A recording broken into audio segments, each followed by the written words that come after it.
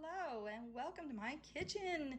So since the herbs are starting to come on, I'm super duper excited because I've got fresh dill, which means I can start eating cucumbers again. I just, I don't know. It's like peanut butter and jelly. I mean, ugh, I've got to have dill on my cucumbers. That's the whole reason why I eat a cucumber is for the vinegar and the dill. And it's the whole reason why I eat eggs sometimes too, is I want that dill in my omelets. Have you ever tried that? Make an omelet and then put a fresh sprig of dill right in the middle? Oh, I promise you, once you do that, you'll never go back. Anyway, I wanted to make a cucumber sandwich today. So I forgot originally, I think I got this recipe off of Preppy Kitchen. He was making afternoon tea sandwiches. And I've seen other people make cucumber sandwiches and they just use like margarine and sliced cucumber. And I'm like, oh, no, that should be illegal. No, you can't. Okay, if you're doing that, stop. You gotta have some zippity doodah on your sandwich. That's the whole point of a afternoon tea sandwich, is for the burst of flavor. I don't know how much flavor you're gonna get from a cucumber and margarine. No. I suppose you could use butter, but you still gotta flavor that up a little bit. So that's what we're gonna do. So anyway, I've been using these little mini cucumbers. I like them until I can grow my own. Here comes my cat. She's gonna jump up here and help. Hope you don't mind a little cat hair in your sandwich. Anyway, here she comes. Anyway, they got really thin skins, so you don't have to peel these. And besides, I like the contrasting color. So, okay, so a cucumber, you can use one fresh from your garden. I don't know if you would have them yet. It's still kind of early. And then fresh sprig of dill. You need lemon zest, but I tell you what, you can use your lemon balm. If you chop it up small enough, you can use your lemon balm. I just go for the cheap cream cheese, because to me it's not about the cream cheese. It's about all of this. And then I fell in love with Celtic sea salt. Here she comes. Get down, little missy. We don't need any help. Look, you're interrupting. Stop it. Stop it. Stop it. Stop it. Get down. Thank you. I fell in love with Celtic sea salt. When I first got sick with that tick-borne disease, I got horribly dehydrated. And so I found a recipe for homemade electrolyte drink, like a homemade Gatorade kind of, and you use Celtic sea salt. I swear to God, this stuff saved my life. Anyways, don't quote me on that, but you know what I mean.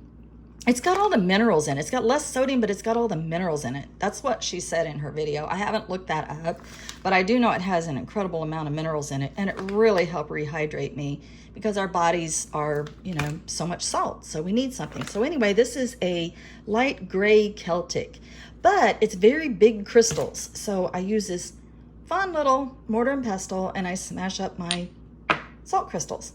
And then something to spread it with, a serrated knife, and you need a serrated knife. When they say serrated, they mean serrated. And then a knife for slicing your cukes and your herbs. And then you need a good bread. And this is new. I've never tried this before, but Wonder put out a New York rye. Oh my God, you guys, I'm in love. I'm absolutely in love with this bread. So that's what I'm gonna make my cucumber sandwich with. So let me get to chopping and then I'll be right back. So one thing I wanna mention is when you're cutting up your herbs, this is your whole reason for growing your own herbs, is so you could just take a minute and really appreciate, like when you cut up your lemon balm, like when you cook with lemon balm, I feel like you kind of cook away its essence or its vibrancy.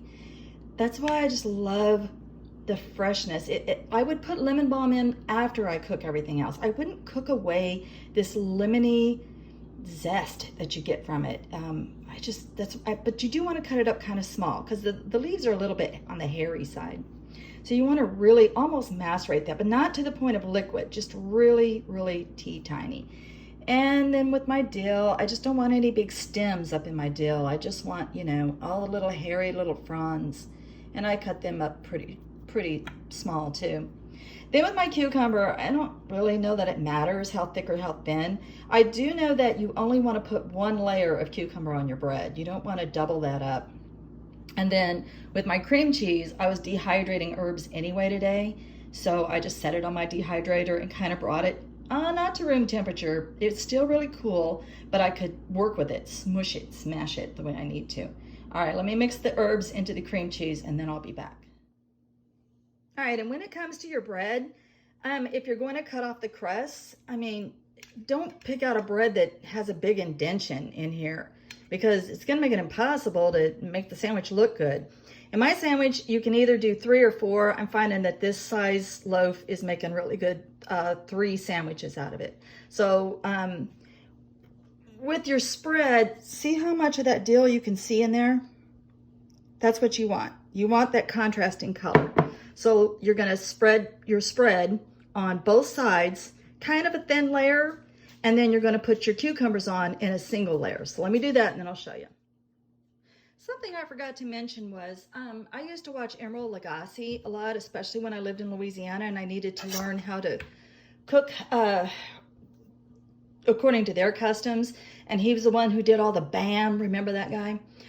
He said always taste your food before you serve it to your guests, because if you're not wowed and blown away, your guests aren't going to be wowed and blown away. They're just going to eat it just for sustenance, and they're going to be polite and say, yeah, that was great. So taste your food. Don't be afraid to taste that before you ever serve it. Make sure it's got that wow factor. Make sure it's not overwhelming, but you still have that memorable wow factor going on. All right, so that's all you need is just a single layer. And then we're going to put the sandwich together, and then with that serrated knife, I'm going to cut the crust off and cut it up, and then I'll let you see what that looks like. And there you go. There's your sandwich. So you can see how pretty. See all that color? See all that contrast in there? It's a beautiful sandwich. And people are going to remember it for the wow factor. All right, y'all. I'm going to eat some lunch. See you next time. Blessed be.